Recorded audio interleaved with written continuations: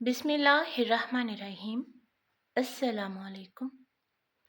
ईद कुर्बान की आमद आमद है।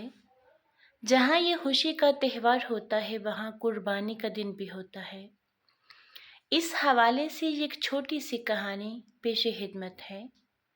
तो प्लीज़ कहानी पढ़ने से पहले चैनल को भी सब्सक्राइब करते जाएं।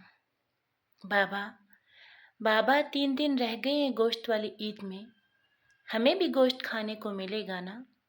सोबिया ने कहा, हाँ क्यों नहीं बेटा, हमारे इर्द गिर्द मोहल्ले में बहुत से अफराद कुर्बानी करते हैं।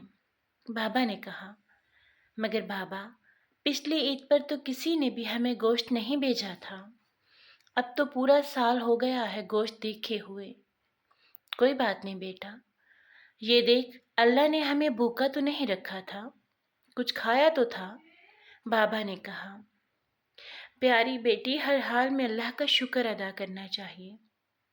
बेटा घबराओ नहीं। आज मौलवी साहब बयान फरमा रहे थे कि कुर्बानी गरीब मिस्कीन लोगों को नहीं भूलना चाहिए, उनके हकूक़ होते हैं। इस बार देखना हमें गोश्त ज़रूर भिजवाएंगे। बाबा ने कहा। ईद कुर्बान आई। सोबिया के बाबा नमाज से ईद पढ़कर घंटा पहले घर आ चुके थे। बाबा अभी तक गोश्त नहीं आया। बड़ी बहन नाफिया ने कहा, चुप हो जाओ, क्यों शक करती हो? बाबा खामोशी से दोनों की बातें सुनता रहा। दोपहर तक कहीं से भी गोश्त नहीं आया तो सोबिया की माँ बोली, सुनिए, मैंने प्याज टमाटर भी कब से काट कर रख छोड़े हैं, लेकिन कहीं से भी गोश्त नहीं आया। कहीं भूल ना गए हों गोश्त भिजवाना, आप खुद जाकर ले आए, वो मसरूफ़ होंगे। सोबिया की माँ, तुम्हें पता है ना, मैंने आज तक किसी से कुछ नहीं मांगा, अल्लाह कोई सबब बना देगा। दोपहर होने लगी, कहीं से भी गोश्त ना आया, सब भूखे बैठे थे। सोबिया के बार बार कहने पर और रोने के अंदाज पर वो डॉक्टर साहब के यहाँ गए। 1000 रुपये फीस लेते हुए मुस्कुराकर बात करते, मगर अब वही डॉक्टर साहब।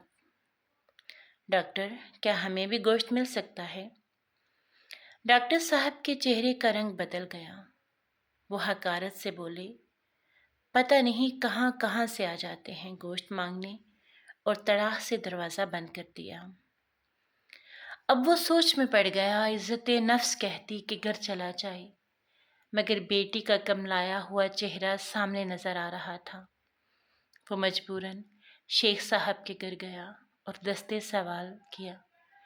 शेख साहब ने अजीब सी नज़रों से देखा और घर गए। काफ़ी इंतज़ार के बाद एक शापर पकड़ाया और जल्दी से दरवाज़ा बंद कर दिया। घर पहुंचकर देखा तो चर्बी और हड्डियां थीं। आंसू थे कि थमने का नाम नहीं ले रहे थे।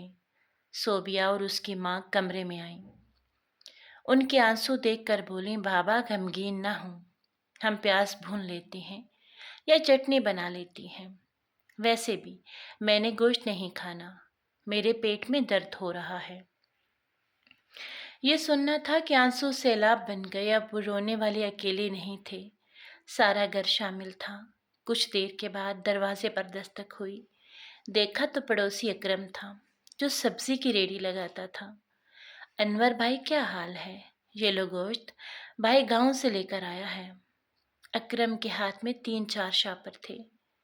नहीं नहीं अकरम भाई, आपका शुक्रिया, हमारे पास बहुत सा गोश्त है। शुक्रिया रे अनवर भाई, टेंशन मत लो, मैं भी इसी मोहल्ले का रहने वाला हूँ। यहाँ इंसान नहीं फिरौन बसते हैं। भाई, आप मेरे भाई हो, एहसान नहीं है ये। उसने ज़बरदस्ती वो शापर अनवर को पकड़ा दिए। हमसे इतना खाया नहीं जाएगा, तुम भी खा लो, ये कहकर अकरम लौट गया। खुशी और तशक्कुर से सब घर वालों की आंखों में आंसू आ गए और अकरम के लिए ढेरों दुआएं निकलीं। ईद के दिन मगरिब के वक्त अचानक मौसम खराब हो गया। आंधी बारिश से हर तरफ जलथल हो गया और साथ ही बिजली चली गई। रात यूं ही गुजर गई। اگلے دن پتہ چلا کہ ٹرانسفارمر جل گیا ہے۔ دوسرے دن شام کو ٹرانسفارمر اتار کر لے گئے۔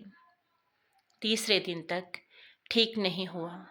چوتھے دن وہ کسی کام سے صوبیہ کے ساتھ نکلا۔ دیکھا کہ شیخ صاحب اور ڈاکٹر صاحب گوشت کے شاپر بھرے گھر سے باہر کوڑے دان میں پھینک رہے تھے۔ بجلی نہ آنے کی وجہ سے فریج میں پڑا سارا گوشت خراب ہو چکا تھا اور اس پر کتے جھپٹ رہے تھے۔ اسے دیکھ کر صوبیہ نے کہا، بابا، اس کا مطلب ہے کہ انہوں نے قربانی ان کتوں کے لیے کی تھی۔ جسے سن کر شیخ صاحب اور ڈاکٹر صاحب کے چہرے دیکھنے والے تھے۔ ہم میں سے اکثریت کا یہی حال ہے کہ ہم انسانوں کے کام نہیں آتے۔